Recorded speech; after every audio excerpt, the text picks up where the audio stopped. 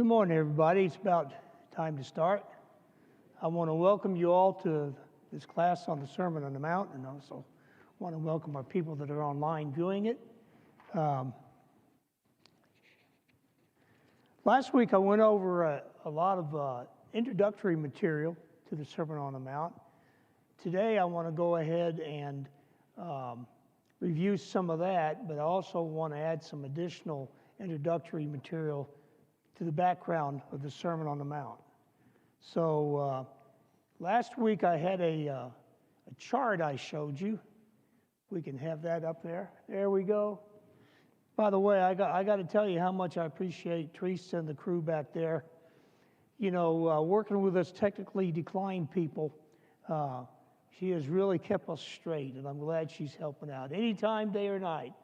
If I forget something, and then Saturday, I can call her and she'll take care of it. You know, that's just wonderful. So I want to thank her and the crew back there for all of that.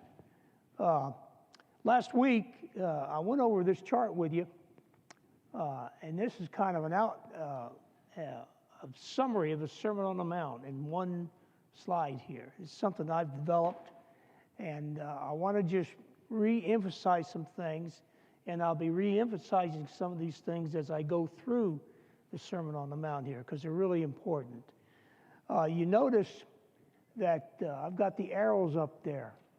Poor in spirit, mourning, meekness, hunger and thirsting, mercy, pure in heart, peacemakers, persecuted, and then up and back around. And I talked last week about the fact that these qualities in our lives are something that we have to have continually. They are a process that we go through all of our lives. It's just not a one-time thing, and we look at it, we try to do it, and then we're done. It's not like that. And as you'll see, it's a process that we go through. Also, the Beatitudes over to the right, the Beatitudes are an outline of the rest of the Sermon on the Mount. I don't think many people know that, but as you look at the Beatitudes, and as we go through and we read what Jesus talks about, in one way or another, you'll be able to relate it back to one or a couple of the Beatitudes. That's his outline for the rest of the Sermon on the Mount.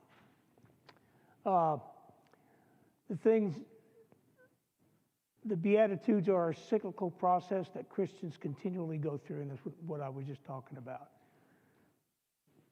And this is how we become the light of the world and the salt of the earth, by having and developing these principles that Jesus talks about in our lives. Okay, so I want to go over a few more introductory remarks here. The word blessed, how many of you have in your translations have blessed are? Okay, what other words do you have if you didn't have blessed? Huh? Happy? What other ones did you have? Any others? Okay. The word blessed occurs 9 times in this passage in the Beatitudes. Its meaning is from a Greek word, makario, which means, it can mean blessed, it can mean happy, it can mean more fortunate, it can mean better off. So any one of those would be a good translation for what we have here. I don't like the word happy because in our culture, you know, happy, happy, happy, it all depends on outward circumstances. But I do like blessed, more fortunate are those, or better off are those. And I think that's what Jesus is saying here. And I think the context really leads to that. I want to say that the Beatitudes, these are not a prescription for human happiness. Happiness is a subjective state, we all know. You know, what's going on around us, if it's good, we're happy. If it's not, we're not happy. And Jesus is making an objective statement here. He's declaring not what people may feel like happy, but what God thinks of them and how on that account they are blessed. Let's say that again. Jesus is making an objective statement here in these Beatitudes. he is declaring not what people may feel like, happy, happy, happy, but what God thinks of them and how on that account they are blessed. As you read through the Beatitudes, you'll see that there's a blessing attached to it. There's a conditional state as a result. And I've read where some people say the Beatitudes are just too difficult to live by. Yeah, they're just too tough. This is only written for the disciples, really. And so, not true. Jesus wrote these for everybody. And the Beatitudes are for all Christians. And this is not like Luby's Cafeteria where you go by and you go by the thing there and you're going to pick one and pick that and pick that. You can't pick these Beatitudes. These are ones that we have to work on, develop. So how do we do that? I mean, this is tough. If you were to lay your life down, when I lay my life down next to the Beatitudes, and I compare myself to them, you know, I'm in a lot of trouble. I don't know about you, but I'm in trouble, you know. But none of these traits we're going to talk about come naturally. They're not inborn traits. The only way that they are cultivated in our life is by a personal relationship with God, knowing Christ, constantly being in the Word, and the Holy Spirit working in our lives. This is a lifelong growth process that we go through. When I first started studying the Sermon on the Mount, I never even thought about that. I would read these and I'd say, you know, okay, poor in spirit, you know, and mourn. Okay, well, what does that mean? How does that work? And that's what we're going to talk about in this study. The Beatitudes and Sermon on the Mount, they present the basic differences between Christians and non-Christians. Christians should be different in what we admire, what we seek, and what we do, and what we can do. If you notice, the first Beatitude and the last one has the promise of the kingdom of heaven. So going through that process brings us into the kingdom. The kingdom is within us. And wherever Christ was, the kingdom was there. And there's a sense, too, when the kingdom is going to be coming later, more fully when Jesus returns. So I want to go ahead and read the Beatitudes right now. Okay? Blessed are the poor in spirit, for theirs is the kingdom of heaven. Blessed are those who mourn, for they will be comforted. Blessed are the meek, for they will inherit the earth. Blessed are those who hunger and thirst for righteousness, for they will be filled. Blessed are the merciful, for they will be shown mercy. Blessed are the pure in heart, for they will see God. Blessed are the peacemakers, for they will be called children of God. Blessed are those who are persecuted because of righteousness, for theirs is the kingdom of heaven. Blessed are you when people insult you, persecute you, and falsely say all kinds of evil against you because of me. Rejoice and be glad, because great is your reward in heaven. For in that same way they persecuted the prophets who were before you. Okay. We're going to look at poor in spirit.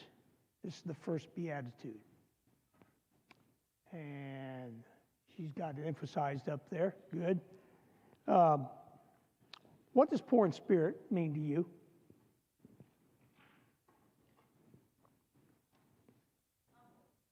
Humble. Okay, humble. Any others? What does poor in spirit mean to you?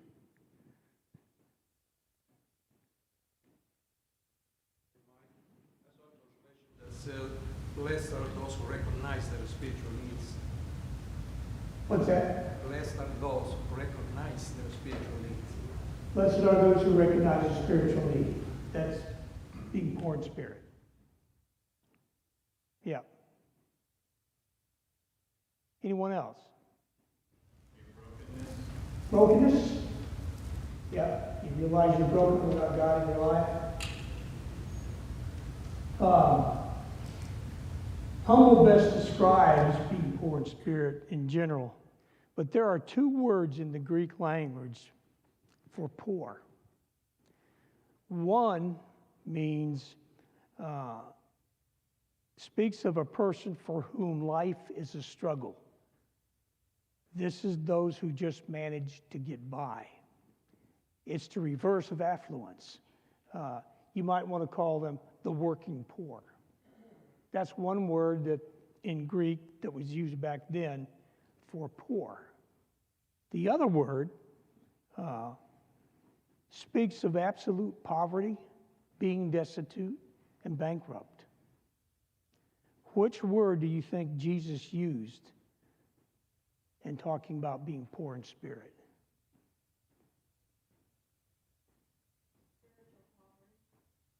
Spiritual poverty, that's right.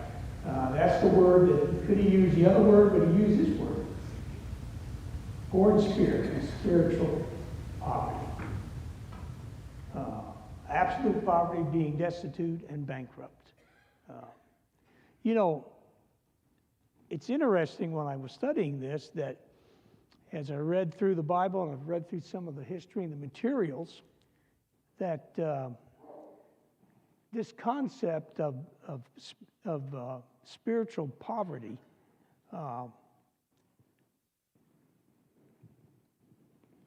didn't even appear in the thought of the ancient world. Didn't even appear in the thought of the ancient world. They knew nothing of spiritual humility or the spirit of humility. In the Roman language, there was not even a word for humility. Did you know that? Not a single word in the classical Greek writing that conveyed this concept of humility. They had to reach out and bring in a word, or in this case, a phrase that never before had been used in all the earth. This is God speaking here. And that is what Jesus did when he said, "Blessed are the poor in spirit." He took the Greek word for poor, meaning beggar or one who is nothing, and coupled it with the phrase "in spirit," making a new phrase. So here we have a new fundamental on which all the religion of Jesus Christ is based. This was revolutionary teaching for this time. It was countercultural for this time. And as we'll see, it's countercultural for our time also.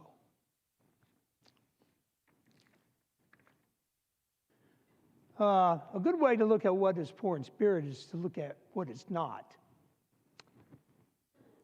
It's not being nervous or retiring or weak or lacking courage. It's not a suppression of personality. It does not mean being proud of being poor.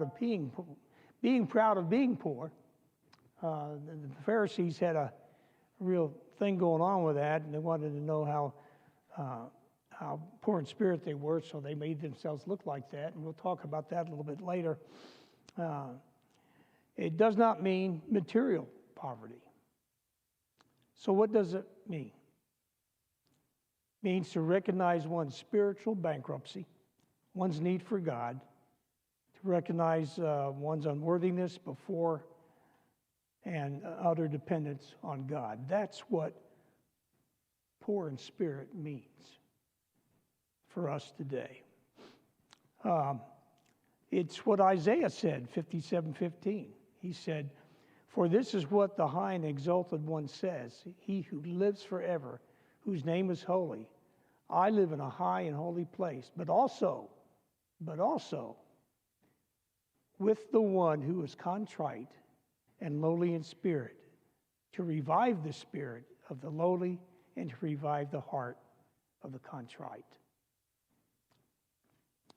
You look at some other Old Testament figures take Gideon, for example. You know, God goes to him and says, I want you to lead my people into a battle. And so to him, he said, no, this is impossible. He said, I belong to the lowest tribe and to the lowest family in that tribe. I can't do this. This was a man who really believed what he said, wasn't it? You remember the story about Gideon. And he shrank from the very thought of greatness or honor and thought it was just incredible. You know, the fleece, you remember the fleece with Gideon? How many of you have ever laid some fleeces out in your life? Have you ever laid any fleeces out in your life? I have. And when I read this, you know, Gideon says, okay, Lord, you know, make the fleece wet and the ground dry. And that's the sign that I'm supposed to do this. God does it. Wait a minute.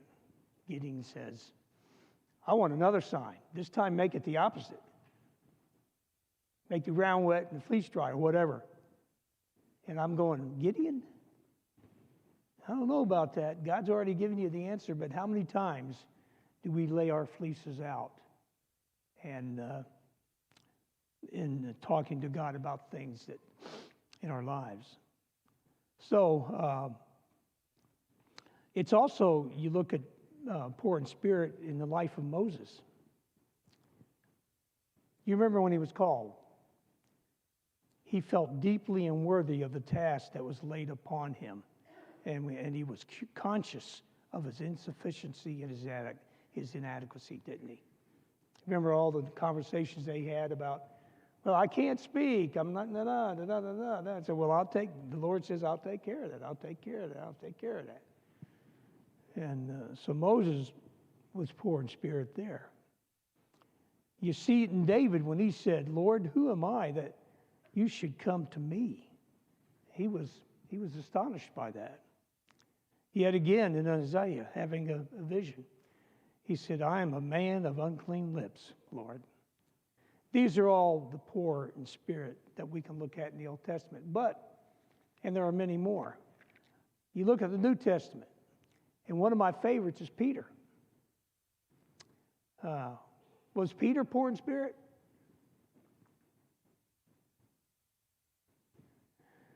He was a naturally aggressive, self-assertive, self-confident, a typical modern man of the world, a businessman, overflowing in confidence and believing in himself.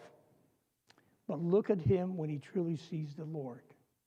He says, depart from me, for I am a sinful man, O Lord.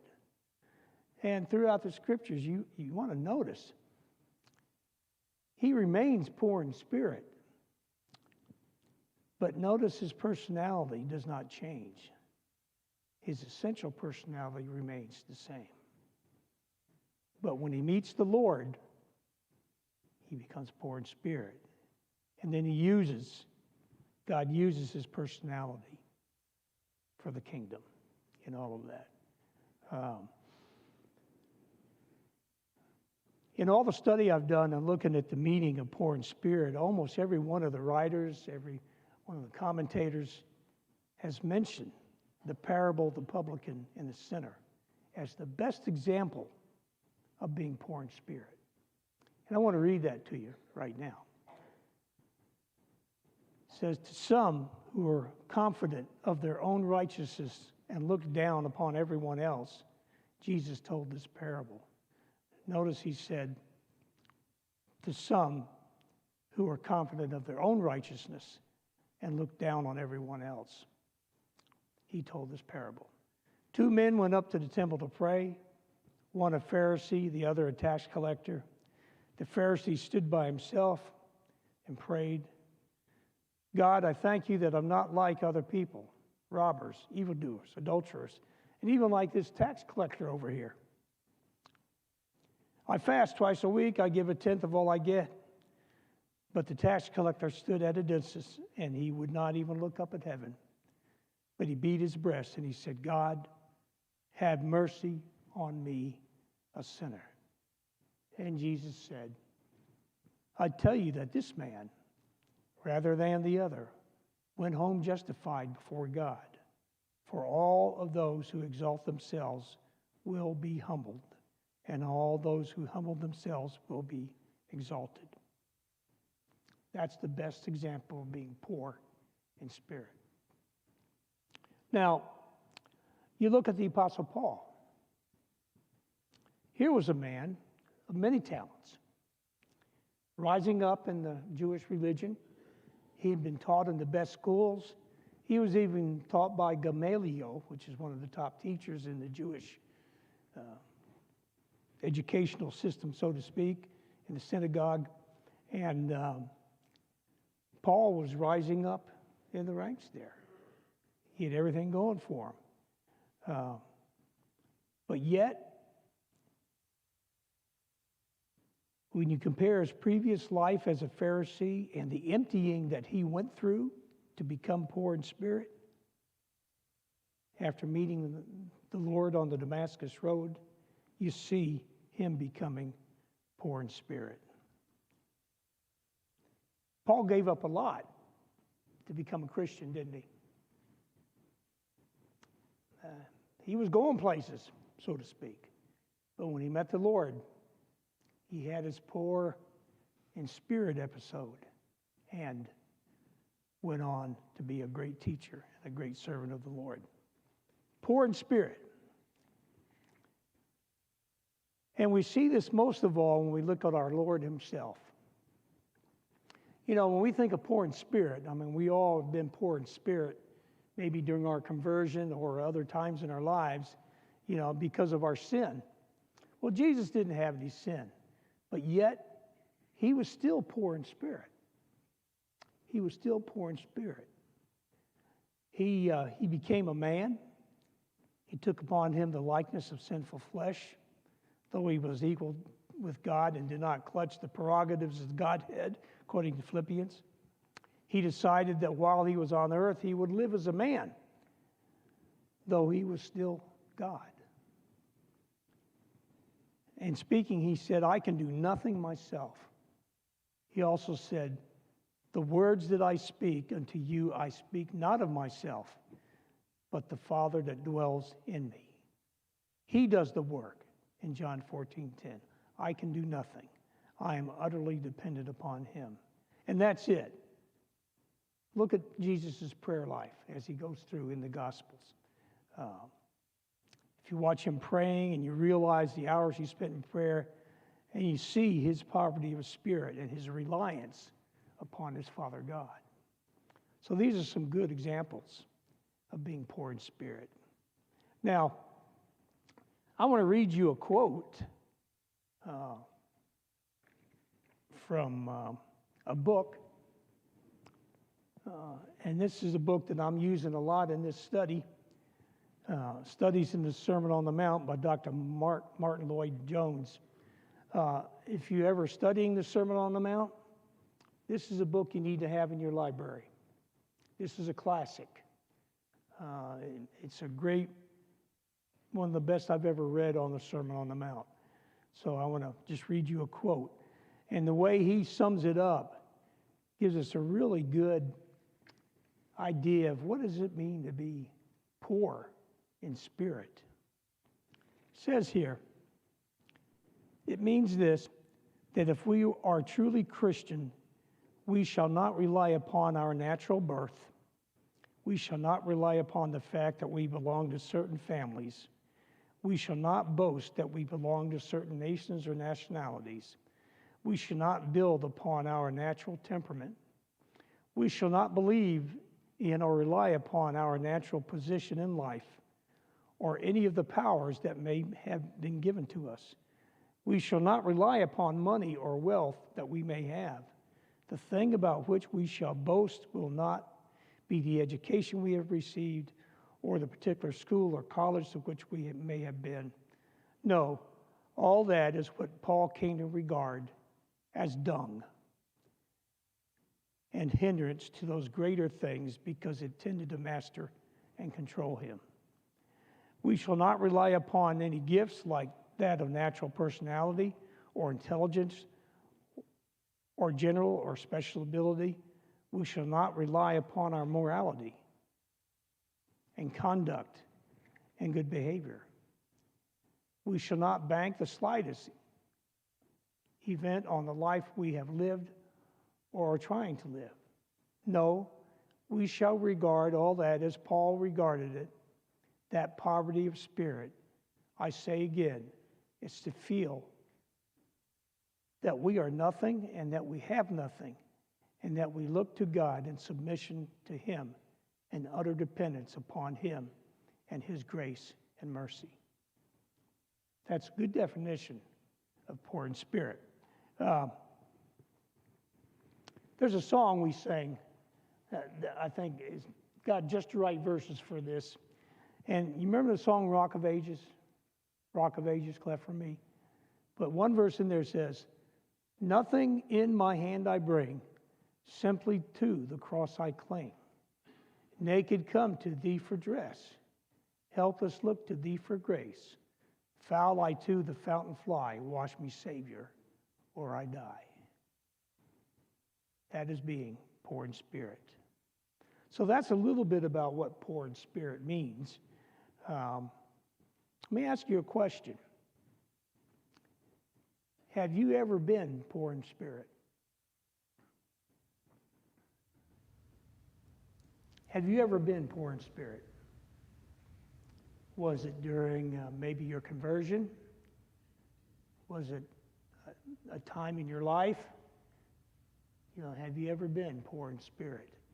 I was thinking about this, and I was thinking about something that Matt said in a class about, he grew up in the church, and he had a wonderful mom and dad, and they taught him, and they helped him to grow in the faith, and they just protected him and gave him that faith that he took with him throughout his life. And when he became baptized, he just knew that was what I was supposed to do. Now, I want all of you that have been raised in the church, that have had a mother and father that have done that for you, to appreciate it. To appreciate it very, very, very much. I never had that. But on the other hand,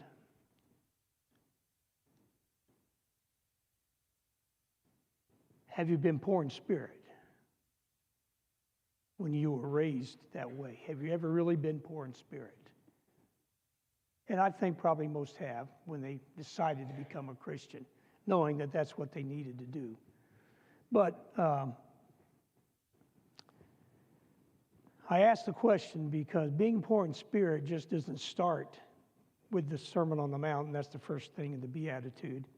These things continually come around in our life, and we run into situations in our life, sins we're struggling with, or other situations that we become poor in spirit over.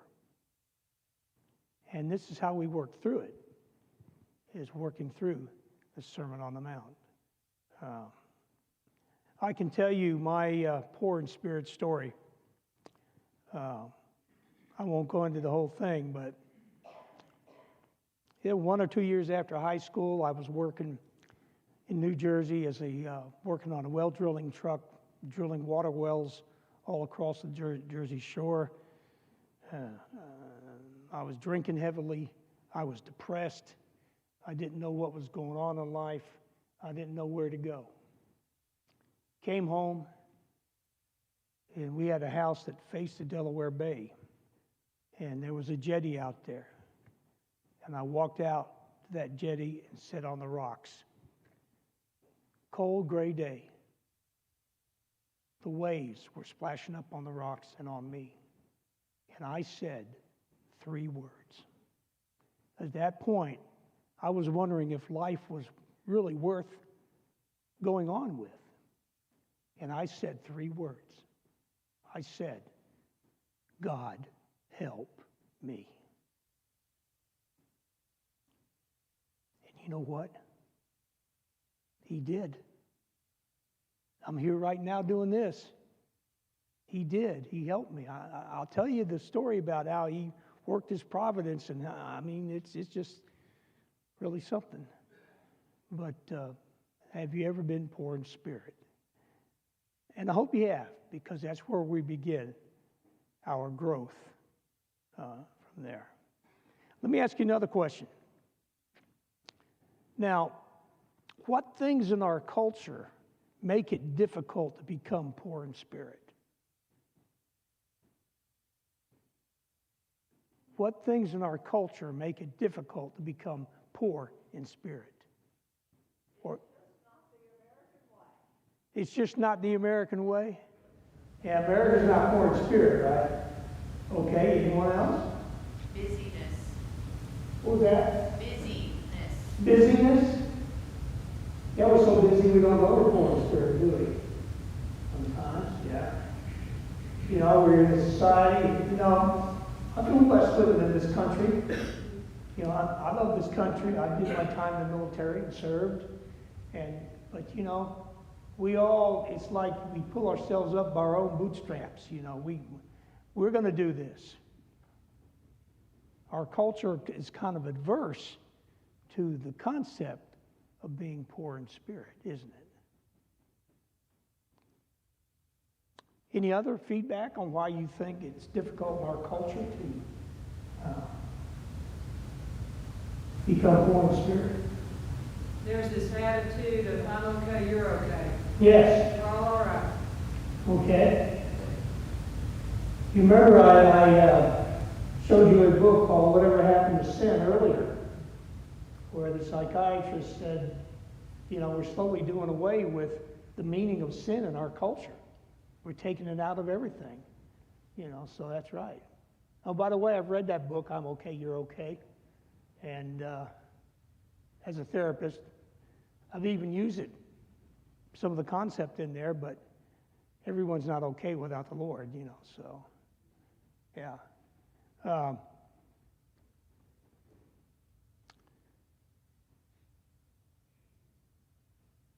I want to ask you to, now that you know the meaning of poor in spirit, I want you to think about a person you have known in your life that you think was truly poor in spirit and describe, well, we won't do that here, but we do this if I were in a smaller class, but I want you to think about a person in your mind for a minute that was truly poor in spirit, that poor in spirit you carry with you, with all these other beatitudes we're going to go through.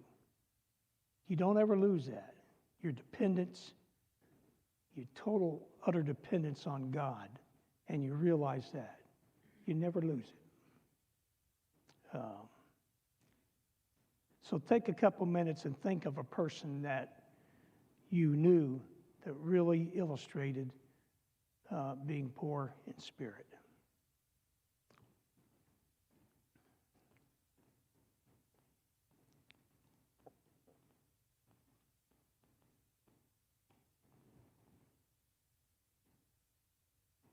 Okay. You know, Jesus says at the end of the Sermon on the Mount, he gives his conclusion, and that's when he gets into the narrow road, the narrow gate and the wide gate. And he talks about the firm foundation and the weak foundation. And so Matthew 7 through 13 is the narrow and wide gate. Matthew 24 through 27 is the wise and the foolish builders. So looking at the meaning of poor in spirit, I want you to look at that and evaluate yourself and think about, okay, am I going down the narrow road in this or the wide road? Or am I going through the narrow gate or the wide gate? Am I building on a firm foundation or a weak foundation as far as being poor in spirit? And we're going to do this with all the Beatitudes as we go through them. So any questions, comments on this? That's anything you want to share? Yeah. I find it interesting for myself when you're saying this cyclical pattern. Last week I interpreted something different. What you were saying today, I interpreted as refiner's fire, and meaning that we are being oiled or potter's clay, being molded all the time, and the infirmity is coming out all the time. You know, as it flows to the top, you scrape it out. This continual burning and sanctification before the Lord. And when you speak of being poor in spirit, and what society is not that good at, the church is not that good at, to be honest. And so my background being a position of God or Christ was sold, in quotes, as a blessing to you. Follow him. And so when you say the wide way, to me, that is what I see. What can God give you? Not a poor spirit. When I learned the gospel, the brokenness that I had inside me, where I needed the Lord, and I needed to walk in His way. Those are two different paths that I think that we would all agree the quote American church, the commercialized side, sells the masses of the blessings of the Lord. Yeah. And when you read these, that is quite opposite, in my opinion, is quite opposite of what the gospel is. It is, yes. And so the two don't match. No. And so that makes me catch myself in what you read about the prayer of the Pharisee, because I am both. Yeah. I am the one who says, I'm glad I'm not like those people, but yet I'm not worthy to be who I am in the Lord. Yeah. So it's that pattern of burning that we should be thankful to go through, but sometimes we're too busy or too not self-reflective to put ourselves in the fire to say, Lord, purge me from my iniquities daily. But that's not right. Yeah. And it's right. Who wants to say, Lord, try me, Lord, burn me, Lord, put the sword within my heart, because those hurt. We're not in society, as somebody said, that wants to be hurt. Yeah. We want to be, quote, happy. Well, as we go through this, we're going to see that this process here is not easy. And it is going to force us or help us to grow in our spirits, in our relationship with God. Though in the end, because you should start to establish the fruit of the Spirit in Galatians 5 as you begin to burn away and that does bring us joy and quote happiness. Mm-hmm. Good times, yeah. I think we have kind of done this, the Beatitudes and the whole Sermon on the Mount in the church. I don't think we looked at it enough in the way in which it was written. You remember, Jesus lived and taught in the eastern part of the world. A person that lived in that part of the world, when Jesus spoke this, they would look at these Beatitudes, not as 1, 2, 3, 4, 5, 6, 7, 8, and you're done. No, they looked at it as a cycle. They looked at all these things as cycles. So this is a cycle in our life. And as we go through these, we just finished Blessed are the poor in spirit. Next week, we're going to look at Blessed are those who mourn. Well, why are those who mourn blessed? Well, there's a lot of reasons. And remember, another way to translate blessed is more fortunate or better off. So if you use those words in front of blessed, you might not be in the world happy, happy, happy as the world sees it, but you will be better off and you will be blessed. So that's all I have for today. I appreciate your comments. Next week, we're going to look at the those who mourn, and we might get into those who are meek next week. So thank you for your attention. Appreciate you. We are dismissed. Got a couple minutes left here.